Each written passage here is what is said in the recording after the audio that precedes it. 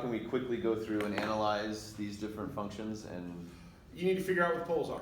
Just like on the S-plane for a Laplace transform, you would figure out where the poles are. As soon as you know where the poles are relative to the unit circle, you know what's going on. So for instance, like 5C, it's bounded but does not converge because you have poles and zeros right on. Yep, you got poles right on. Poles are the ones that matter. Yeah, poles are the ones that matter. Poles right on the unit circle. Do zeros matter?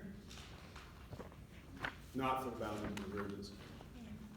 Yeah, it'll make other things weird happen, but it won't make it not converge, yeah. So 5A, you have a pole at z minus 0.7 plus 0.7j. And Okay. it's like right next to the unit circle, Yeah. but it's, That was 5A, right? yes. So let's see, 5A, we have something, and one of them is the z, let's see, minus 2 plus at z squared minus 2z plus or minus, what would it be? 7.7, It's, so, heck do I know. it's just z minus 0.7 plus 0.7j. Oh, so it's easier than that. Yes. That is 0.7 plus 0.7j, and z minus 0.7 minus 0.7j. Correct. Like this, and there's some other poles as well, I think, There's right? one more, yes. None of those matter, they're all within. So what we have to do is we go, okay, I know where that's at. It is 0.7 out this way and 0.7 that way. The distance here would be 0.7 squared plus 0.7 squared, which is greater than or less than 1 square root. That's the one. Let's make sure I have this number correct. 0.9899. 9899. That's fine, yeah. So it will, It will go to zero. yeah, it will go to 0, but it'll ring for a long time. But what I was thinking though, Yeah. if you were to approximate a sine wave at the 45-degree angle, that's your. That's pretty close. Exactly, Yeah. so, okay. So it's 7.014 or something like that, it's actually. So what if this were 42/2 exactly. 0.75? That'd be outside. 0.75. 0.75. That'd be a little outside. Yes. Yeah, and then it would not be a bounded signal, Okay. because then it would show up out here. So literally, that's the way you would do it. You would take the real part squared times the imaginary part squared square root to figure out where you are relative to the origin. Are you greater than the distance of 1 away from the origin? That puts you outside of the unit circle. If you're less than 1 from the unit circle, then you're within, with less than 1 from the origin, then you're inside the unit circle. So if we were to see, like, I don't think we will say a problem like this in this test, but if we were, will it say z minus the square root of 2 over 2 plus the square root of 2j? Or will it round to some number which is really close but not quite? I would probably end up with one that's out, because that way I know if you're actually doing square root, because it's tempting to say, well, both of those numbers are less than 1, so we're good. Okay. So I would probably make sure it landed outside. Either that, or I would use the square root of 2 to make sure it's right on. You see what you do with that. Or I would do something with a little 3, 4, 5 type right triangle, right? So I could be, let's see, the 5 part is 1, the 3 part is a third, and the, 3/5, something like that, and the other one, so it's 0.6. Yes. 0.6, 0.4. Try it with 0.6, 0.4. I think it'll come out to be right on 1. That would be a good one to choose too. Something that works out clean. Yeah. So with the vanishes in a finite time. No, it has to be 3, 4, 5. So 0.6, 0.8. Yeah. So vanishes with a finite amount of time.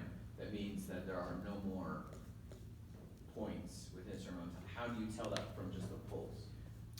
Oh, you're talking about an infinite impulse response relative to a finite impulse response. Right. To have a signal, or a finite signal, or an infinite signal. Power. Right? Yeah. If all the poles are at 0, then it will be finite. Everything else goes on essentially forever. Why is that? Even though it converges to a value, because an exponential with a negative, no matter how big the negative gets, will still have some value. Okay. And so it converges to that, but it does it over, it just gets closer and closer and closer to zero. So it approaches zero asymptotically. Okay. So, but having all your poles at your zero makes it a finite signal? Yes, because Why? then all it is a bunch of impulses that are delayed by different amounts. Oh, okay, So the only one that's finite is the one with all the poles at the origin, gotcha.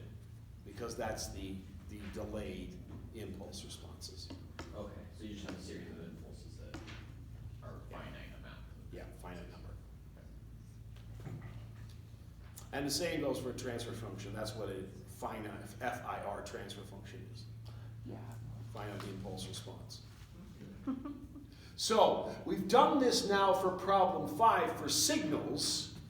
Problem 6 asks a similar question for systems. Is the system BIBO stable? What is the requirement for poles in the S-plane for a system to be BIBO stable? Left half, not on the J omega. Nothing on the J omega axis is allowed, nothing in the right half plane is allowed. It all must be in the left half plane and definitely off the J omega axis. So what's the requirement for the Z plane? Inside the unit circle. but not Inside on. the unit circle. But not on. Nothing on the unit circle, nothing outside the unit circle for BIBO stability. So with the system, that one's the one that has a resonant if it is Yes. on. So if I had poles on the unit circle, and then I input a signal that had the same poles on the unit circle, then I'd get the double poles on the unit circle in my output. That would be the resonance condition. Yes.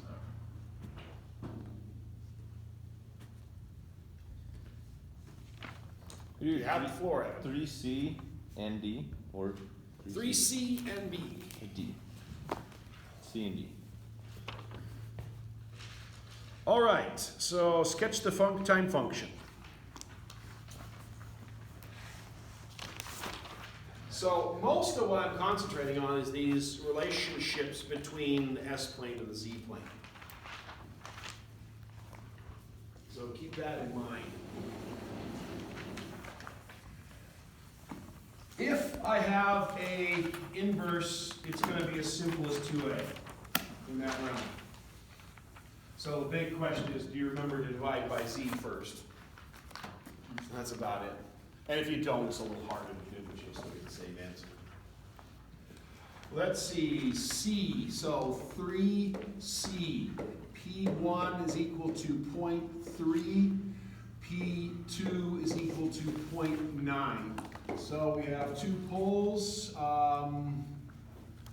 at 0.3 and 0.9. Are they both within the unit circle? Yes. So, oh, well, that's not what we need here. So we have, first of all, for something like this, what we have is 0.3 to the kth value with some coefficient in front of it. How did you know that? And for the other one is b times 0.9 to the k, something like this, but we don't know the relative coefficients of the two. How do you know that it's 0.3 to the K and 0.9 to the K? Where's... Is that from right here, for this transfer? Because that's the one, oops, this is the one that produces these kind of simple poles that are on the real axis right there, Ah. like that. So we got one of those two. In fact, it could be delayed. It doesn't say anything about zeros at the origin. So these are the kind of signals that we're getting here. We don't know which one dominates. So most likely it'll look something like this. So now that gives you a general look, but now it doesn't quite give you the relationship. So the thing that I would do in this case is simply make both of them equal to 1. That'll give you the simplest possible signal. And that'll give you the timing correctly. If we made them both equal to 1, when k is equal to 0, what would it be? Oh, 2 total. 0.3 and 0.9, 1.2? Two. So So K is equal to 0, 1.2. It'll be 2. The zero Point part. 3 to 0 is 1, point 9 to the 0 is 1. Yep. Oh, you're right. Of course they are. Goodness gracious. Yes, it's 2 to the 0. K equal 1. There it's 1.2. Yes. Yeah, there we go. That was one. K is equal to 2. 9. Yeah, he's just adding. He's just. I don't know. I selected exactly those. K equal 3. K equal 4.